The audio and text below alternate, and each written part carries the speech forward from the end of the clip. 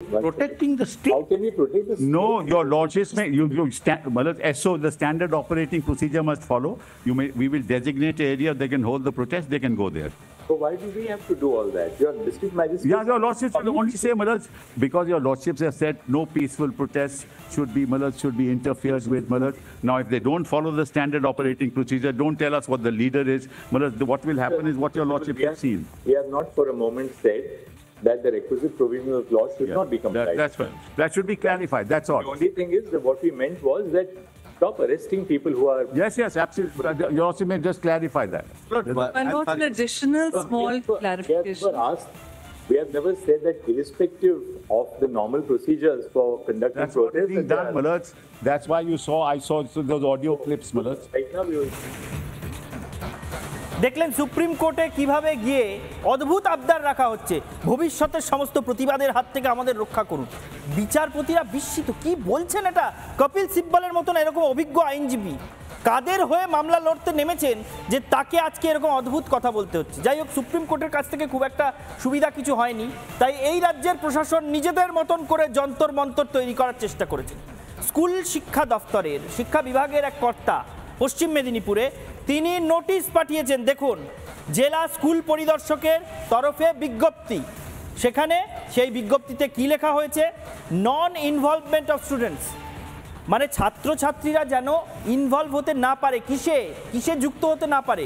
স্কুলের কোনো কর্মসূচি ছাড়া অন্য কোনো জমায়েতে ছাত্রছাত্রীরা যেন না যায়। মানে এটা স্বাধীন দেশ না এটা ব্রিটিশ শাসন নাকি এটা জিজিয়া করের জমানা, বোঝা মুশকিল আছে এই নোটিশ দেখে।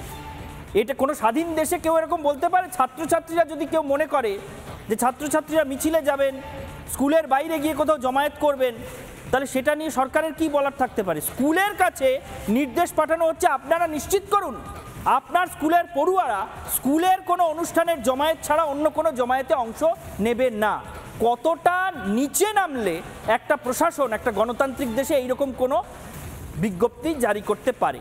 শুধু এটা নয়, আবার অন্য কোথাও বাঁকুড়ায় সেখানে আবার স্কুলগুলোর কাছে এরকম বিজ্ঞপ্তি গেছে যে শিক্ষক এবং শিক্ষাকর্মীরা কোন সময় স্কুলে থাকবেন, কতক্ষণ থাকতে হবে, কখন বেরোবেন, কখন আসবেন, মানে তারাও যাতে অন্য কোনো জমায়েতে যোগদান করতে না পারেন সেইটা নিশ্চিত করার চেষ্টা চলছে, কিন্তু লাভ হয়নি। এটা দক্ষিণ চব্বিশ পরগনার রায়দিঘির ছবি, ভালো করে দেখুন। দক্ষিণ চব্বিশ পরগনার রায়দিঘিতে সেখানে স্কুলের পড়ুয়ারা তারা রাস্তায় বেরিয়ে পড়েছে, মিছিল করেছে এবং আরজিকর কাণ্ডের প্রতিবাদেই, বলা বাহুল্য আরজিকর কাণ্ডের প্রতিবাদেই কোনো রাজনৈতিক পতাকা ব্যানার পোস্টার ছাড়া এই মিছিল। প্রতিবাদে এইভাবেই স্বতঃস্ফূর্তভাবে সবাই সামিল হয়ে যাচ্ছে, কোনো রকম বিধিনিষেধের তোয়াক্কা কেউ করছে না। বিধিনিষেধ জারি করে থামানো যাচ্ছে না সৃজিতা, বিধিনিষেধ জারি করলে বরং ফলটা উল্টো হচ্ছে।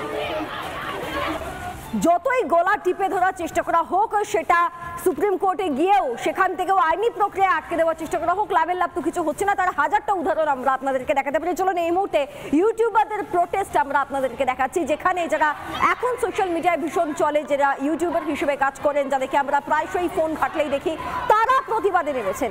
তারা প্রতিবাদে নেমে একত্রিত হয়ে প্রতিবাদ করছেন, তাদেরকেও আটকানো যায়নি। পরের ছবিটা দেখুন, নাগরিক সমাজও প্রতিবাদে নেমেছে। তাদের প্রত্যেকের হাতে একটাই প্ল্যাকার্ড, জাস্টিস চাই, জাস্টিস ফর আরজিকর।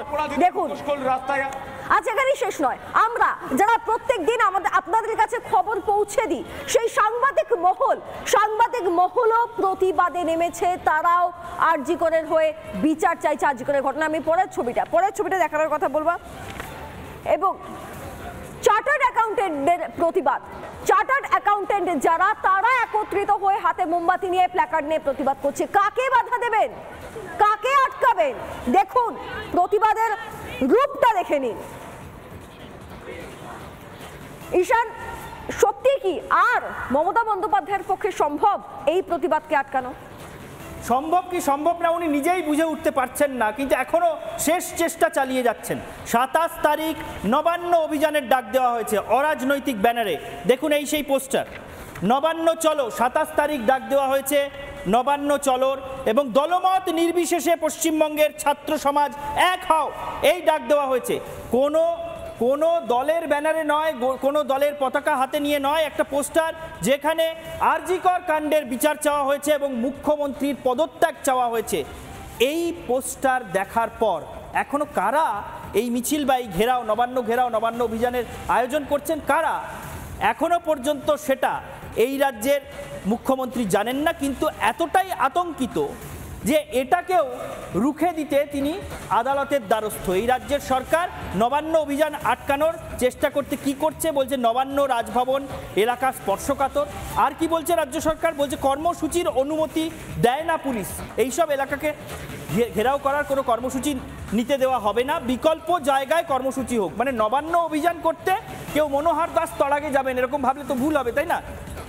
আবেদন নিয়ে কলকাতা হাইকোর্টের দ্বারস্থ হয়েছে রাজ্য, যে নবান্ন অভিযান করতে চাইলে অন্য কোথাও গিয়ে করুক, নবান্নে এসে নয়।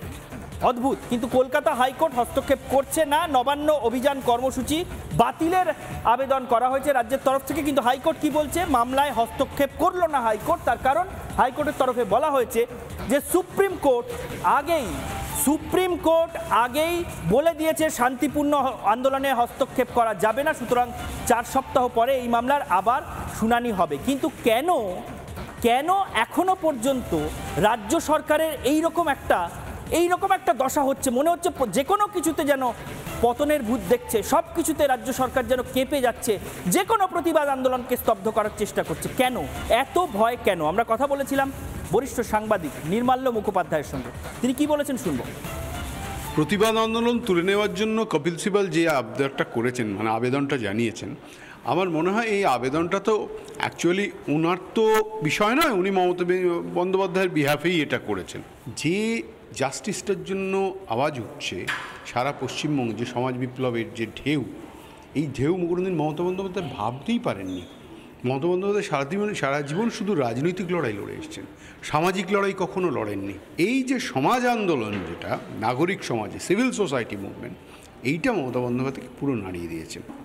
এটুকু বোঝা যাচ্ছে যে মমতা বন্দ্যোপাধ্যায়ের সরকার সত্যিই ভীত। তার কারণ তারা বুঝতে পারছে না এই আন্দোলনটাকে কিভাবে সামলাবে। তার কারণ এগুলো স্পোরাডিক হচ্ছে, স্বতঃস্ফূর্তভাবে হচ্ছে। আজকে উনি পদত্যাগ করলেও যে অনেক দেরি হয়ে গেছে, মানে হাতের বাইরে চলে গেছে। ওর এই রাজনৈতিক খেলাটা কাজে দেবে বলে আমার অন্তত মনে হয় না।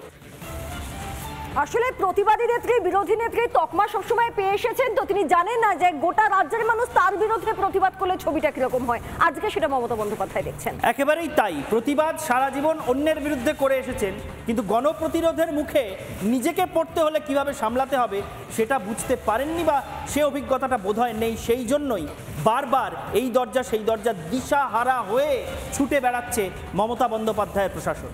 বাংলার প্রাইম টাইম আজকের মতো শেষ করছি এখানেই। দেখতে থাকুন রিপাবলিক বাংলা।